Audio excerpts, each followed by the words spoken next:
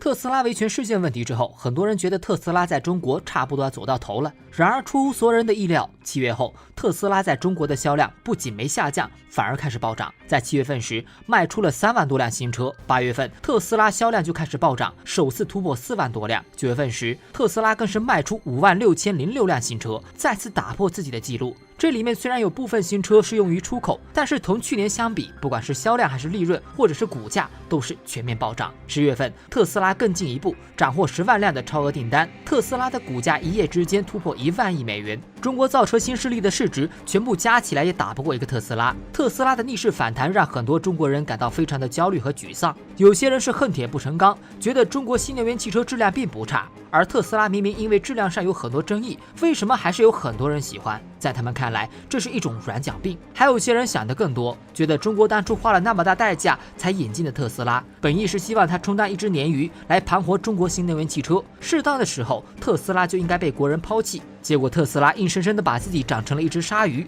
越吃越大，所以担心中国引进特斯拉的策略是不是失败了？那么这些焦虑会不会成真呢？今天我们就来说一下这个问题。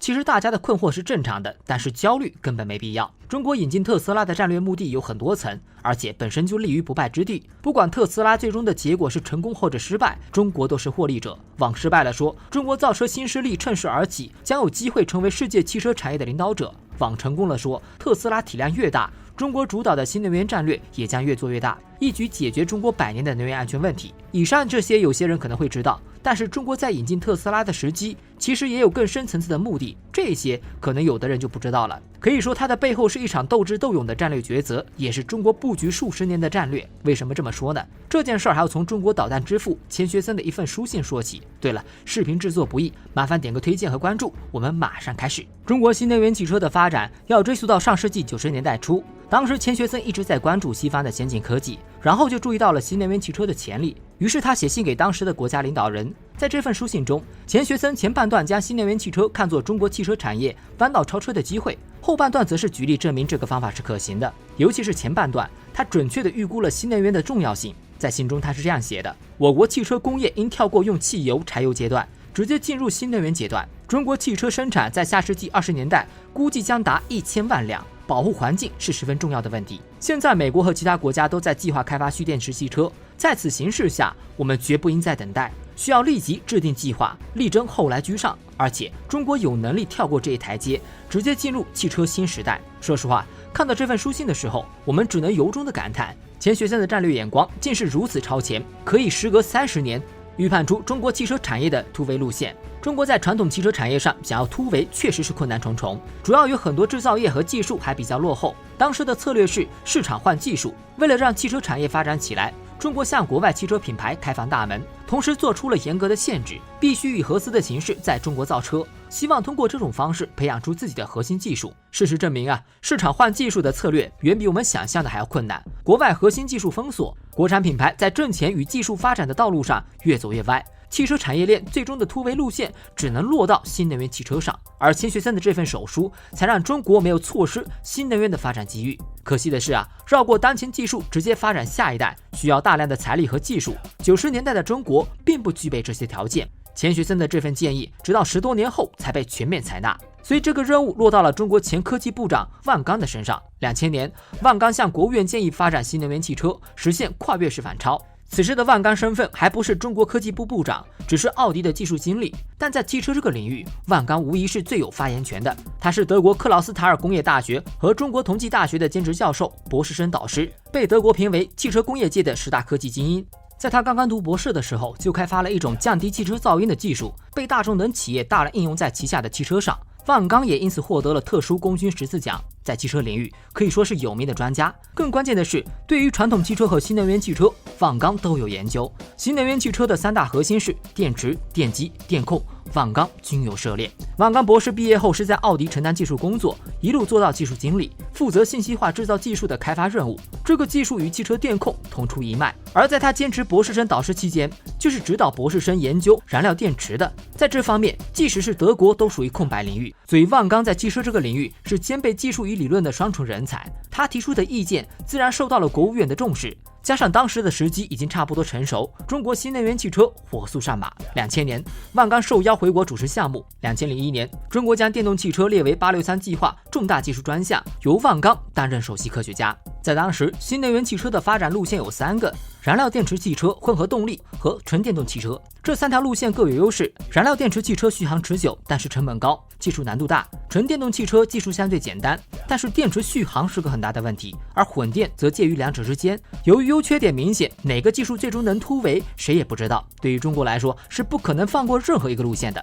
毕竟小国才做选择，大国则是全都要。所以中国就制定了以燃料电池、混合动力和纯电动汽车作为新能源汽车的3个横向技术路线，电池、电机、电控为3个纵向技术难点，形成3横3纵的开发格局。这种格局一直持续到2012年才被打破。中国在这一年明确了以纯电动汽车为主要突破路线，理由也很简单，日本在燃料电池上有很多专利，中国想要绕开相对来说比较困难，而中国在3电的电子技术上都有积累，加上电能丰富，更适合纯电路线。其实中国引进特斯拉并非是因为它有多牛，只是因为它选择的路线与中国的路线恰巧一致而已。很多人看待特斯拉喜欢把它捧得高高的，把特斯拉比作鲶鱼，把中国新能源汽车比作池塘里的其他鱼类。其实我并不怎么喜欢这个比喻，因为它好像是在说特斯拉非常强大，而其他新能源汽车则非常弱小，随时都有可能被鲶鱼吃掉。这样的比喻实在太小看了中国新能源汽车了。在特斯拉引进之前，比亚迪、蔚来等中国新能源汽车品牌就通过残酷的竞争完成了初步的技术积累，在某些领域技术储备甚至比特斯拉还强。所以我更喜欢把中国新能源汽车发展看作是养蛊。中国先是在国内进行第一次养蛊，培养出几只强大的虫王，然后这些虫王才与特斯拉竞争，进行第2次养蛊。特斯拉并没有强大到搅动中国新能源汽车战略的地步，顶多也就是战略里的一只蛊虫。这个比喻虽然不是很恰当，但是确实如此。这一点从马斯克与中国的数次交锋，从无奈到狂喜就可以看出来。用一句话来形容就是：中国需要它时，它就是世界上最厉害的汽车企业；中国不需要它时，它也只是个科技的弃儿。2007年11月，中国发布了新能源汽车生产准入管理规则，把新能源汽车划为一个独立的类别，宣告中国技术积累完成，准备科研到量产的转变。4年，中国与特斯拉就有了第一次交锋。时任科技部部长的万钢在旧金山访问时，亲自去特斯拉拜访马斯克。万钢与马斯克2人有很多的共同语言，他们都是汽车领域的专家，又同时压入新能源汽车，所以万钢不仅与马斯克互相交流，还亲自试驾了特斯拉的电动汽车。不过奇怪的是2人初次见面也仅限于此，并没有产生实质性的合作，这一点出乎了一些人的意料之外。在中国已经全面发展新能源汽车的前提下，引进马斯克的特斯拉无疑是最佳的选择。但是真正了解中国计划的人其实并不惊讶。首先，此时的中国还没选择纯电动汽车的路线，特斯拉只是中国众多的备选方案之一。对于特斯拉，中国只是保持鼓励但不主动引进的态度。其次，中国还有更重要的任务，就是培养出自己的虫王。2009年，中国国内一场更残酷的新能源养蛊大战爆发了。引爆这场大战的是国家密集的政策和补贴。当年的1月，中国首次提出新能源汽车战略，并且投入100亿支持相关产业。仅仅过了10天，中国再次制定了10乘1000辆的推广计划，准备在3年之内，每年在10个城市推广上千辆的新能源汽车。3月份，又在汽车产业调整和振兴规划中提出，未来3年新能源汽车产能需要提高到50万辆。5月份，国务院再次安排200亿资金，以贷款贴息的方式支持新能源技术开发。到了12月份，中国又发布了购置补贴的重磅政策。当中国想要办一件事情的时候，人们深刻地知道了什么叫做大国的力量。仅仅1年时间，中国推出了5个重磅政策，每一个政策都在告诉大家一件事儿：中国的未来属于新能源汽车。很快新能源汽车的市场就被引爆了。这一年也被业内人士称为新能源汽车元年。有了政策的引导，国产品牌自然也疯狂地布局新能源汽车，不管是叫得上名字的还是叫不上名字的，都跑了进来。这些政策就像蛊虫的养料一样，吸引了各种技术和资本。其中最成功的无疑就是比亚迪。王传福凭借电池以及汽车，在当年就登上了福布斯中国榜首的位置，而蔚来、小鹏汽车等造车新势力也在之后的几年里相继诞生。这场大战非常残酷，是骡子是马得拉出来溜溜才知道。而且补贴的目的也很明确，就是要把新能源汽车的市场做大。并且确立最终的发展路线。做大是为了做强，确定路线是为了集中人力物力，只有这样才能真正养出中国的虫王。2012年，中国明确纯电驱动作为主要发展路线，新能源汽车销量达到了上万辆。2014年，马斯克到访中国，因为这一年中国即将成为全球第一大市场，而马斯克就是看中了中国这个巨大的市场。当马斯克与万钢再次见面时，他非常果断地表达了合作的意向，希望在中国建立超级工厂，或者降低对特斯拉的关税，目的就是为了在中国市场分到一杯羹。但是马斯克又失望了，中国没有给他任何承诺，甚至连合作的时间也没确定。而中国拒绝马斯克的原因也非常简单，阳谷计划还没完成，中国新能源汽车3电技术还没有掌握，怎么能让其他股虫进来呢？其实这个结果是在马斯克的意料之外。作为美国人眼中的钢铁侠，他总是充满激情，而现在只能沮丧地说，在中国面前，我们就像个婴儿一样无能为力。事实上，马斯克为了进入中国，确实用尽了所有办法，最终也无能为力。2014年，他访问中国时就主动示好，中国是过去、现在和未来，表达了对中国经济的无比看好。2015年时，他在博鳌会上又暗示，他有计划在中国建立工厂和研发中心。2016年，他又抱怨，为了中国客户，我连微信都学会了。马斯克为了打开中国市场，就不断了解中国，但是越了解中国，马斯克就越渴望进入中国，因为他在这几年里遇到了生涯最严重的危机，产能无法提升。2008年，在与中国的第一次交锋中，马斯克就遇到了危机，但是那次他靠自己的个人魅力再次赢得了资本的青睐，拿到了一大笔的融资，但代价是连丰田都入股了特斯拉。可他也知道资本并不是傻瓜，股票可以靠马斯克吹泡沫来抬高，公司资金可以靠融资，但是这些都是有前提的，你必须让投资人看到挣钱的希望，不能总是在打嘴炮，而没有产能的特斯拉恰恰让人看不到任何希望。2017年后，由于产能问题无法解决，资本开始看空特斯拉。为了提升产能，马斯克一天工作20个小时，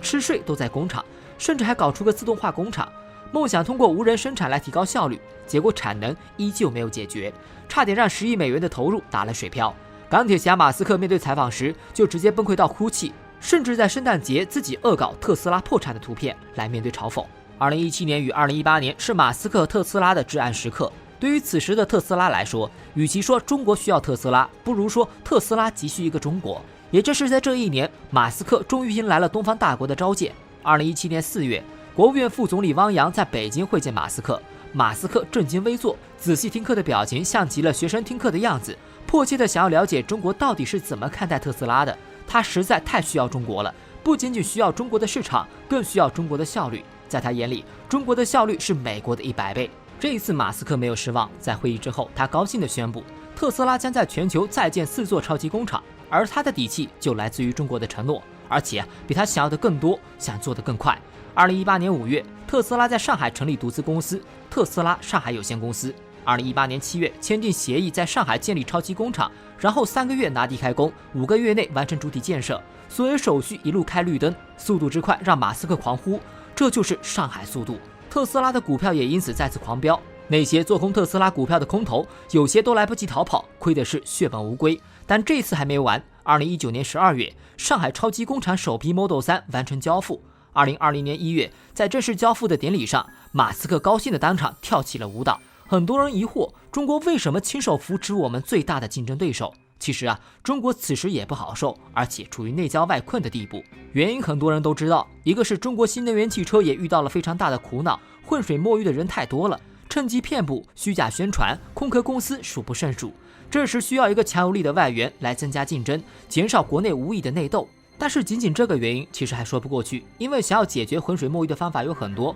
没必要为了一家企业一路开绿灯，甚至打破惯例。其实这里还有4大高明之处。第一个就是为中国新能源汽车走出国门做准备。很多人只知道特斯拉技术牛，其实不知道在引进特斯拉时，中国国内养股计划已经初见成效，新能源的3电技术基本掌握在手里，电池有宁德时代，电控有造车新势力，电机也有比亚迪等制造企业。中国早就具备打开国门与外界虫王一争高下的时机了，这既是挑战也是机遇。天将降大任于斯人也，必先劳其筋骨，饿其体肤。不打败外国企业，如何出去争夺天下？引进特斯拉就是在国际上在养股，赢了，中国汽车凭借战胜特斯拉的风头，在国际上可以趁势崛起；失败了，大不了在国内重新修炼，利大于弊。这就是我开头说的特斯拉失败，中国汽车产业崛起的理由。但这不是最关键的，关键的是中国引进特斯拉的时机为何是2017年而不是2019年、2020年呢？到那时特斯拉被资本打得更惨，中国新能源汽车更强一点，再引进不是更好吗？原因就是因为当时非常凑巧是川建国上任的第1年，新官上任3把火，董毛的第1把火就烧在制造业上，打出了制造业回流、美国优先的口号。而当时正好中国处于转型期，经济增速开始放缓，让很多西方资本找到看空中国的机会，有一些企业就带头移出了中国。所以中国干脆就将计就计，扶持同样被资本看空的特斯拉，将特斯拉打造成中国制造的外资代表。资本看空中国制造的计划瞬间就破灭了。特斯拉做得越大，中国的制造业神话就越大。事实证明，我们的这步棋走得没错。马斯克是一个彻头彻尾的中国迷弟，无比看好中国的效率和市场，时不时的就在推特上夸中国，说中国效率是美国的100倍。在今年的11月份还整出了齐布斯。在美国，他就是一个最大的中国吹，而他越嘚瑟，那些曾经试图离开中国的人就越后悔。从这一点来看，在中国的计划里就没有让特斯拉失败的想法，这也是任何国家招商引资的本意，是合作共赢。中国与特斯拉的合作还有一个原因，路线之争。中国和特斯拉都压住了纯电动汽车，但同时都遇到了困难。如果纯电动汽车不能快速的在全世界站稳脚跟，那么其他国家就可能会想办法绕开中国的技术。日本一直在氢燃料汽车上虎视眈眈，甚至搞出了氢能计划，准备在2020年东京奥运会上大搞氢能推广。欧洲又是摇摆不定，甚至美国内部也开始搞特斯拉了。如果中国不想办法尽快奠定胜局，谁也不知道未来的方向鹿死谁手。中国与特斯拉的这次合作，正是将日本氢燃料汽车的梦想扼杀在摇篮里。而路线之争的背后，还有第4大争夺战——未来能源计划。中国每年大量进口的石油，大部分都消耗在了汽车上，而中国主导的清洁替代方案已经走在了十字路口。光伏、水电和风电等清洁能源的制备技术，中国已经是世界领头羊。我们的特高压也是独步天下，可以解决能源运输问题，只剩下能源的储存和利用。而充电桩和纯电动汽车不就是天然的储能和市场吗？甚至连规划都做好了，要在中国乃至世界建设一张横纵相连的超级电网。